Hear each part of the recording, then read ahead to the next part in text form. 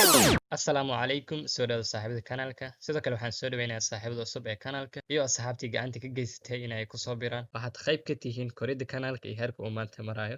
Maxsanidiin. Sidoo kale waxaan rajeynayaa maalmaha dhow inuu gaari doono insha Allah meeshaan email ka sareysa. Soo dhaweyn kadib muuqaalka maanta wuxuu ku saabsan yahay dhammaan internetyada available ku ah kombiyuutarkaaga gudihiisa sida loo ogaado passwordkooda xitaa hadday yihiin hotspot ama wifi caadi ah.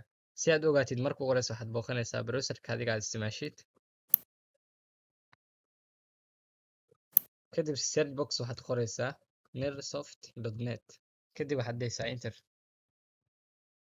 website-ka markuu soo kaco marka ugu horeysa waxaad dooranaysaa meeshay ku qoran tahay wireless key view enter dheh. kadib waxaad aadaysaa qaybta hoose ilaa aad ka aragto download.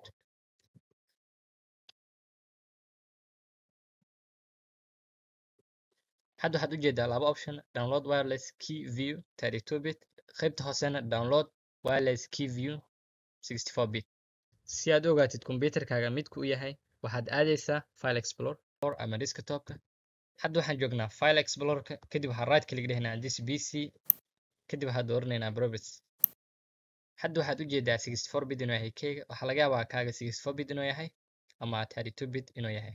waxaan ku laabanaynaa pagekii. hadda waxaad taqaanaa midkaad degsan lahayd sababta waxaad soo ogaatay bitka uu kombiyuutarkaaga yahay. aniga hadda waa soo ogaanay keeni 64 bit inuu yahay waxaan degsanaynaa midka 64 bitka.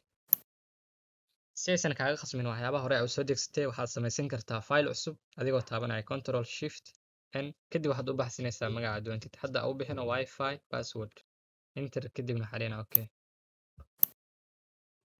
hadda haddii click aan dhahno kadibna aan dhahno show folder wuxuu ku furi doonaa folderkii aniga hadda u bixinay wifi password. kadib waxaan dhahnaa right click zip wire kadib waxaan dhahnaa extract file okay. waxaan weydiin doonaa password waxaan aadaynaa website-ka. hadda waxaad u jeedaa passwordka inuu yaala meesha ka qoran tahay zip file password select dheh kadibna copy kadib waxaan ku dhahnaa pass okay. hadda waxaad u jeedaa zipka inuu furmay folderkan uu ku jiro softwareka. waxaad dooranaynaa midka hoose wireless key view. hadda waxaad u jeedaa dhammaan internetyada passwordkooda kombiyuutarkaaga lagu keediyey. laga bilaabo maanta waxaad awood u yeelan doontaa inaad ogaatid password walba kombiyuutarkaaga la geliyo inuu ku keedin doono.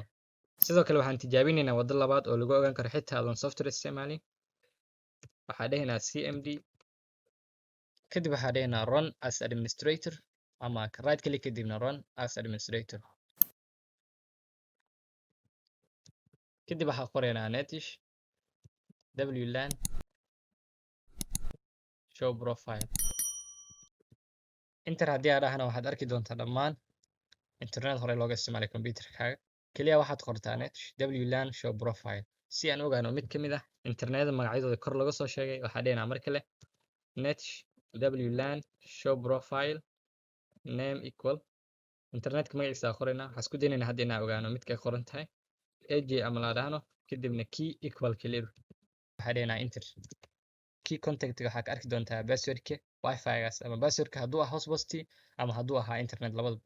waad ku mahadsan tahay daawashada muuqaalkan. fadlan haddii ay tahay booqashadaadii koowaad la wadaag asxaabtaada. ha ka ilaawin muuqaalka inaad like sarto sidoo kale kanaalkan aad subscribe dhahdo.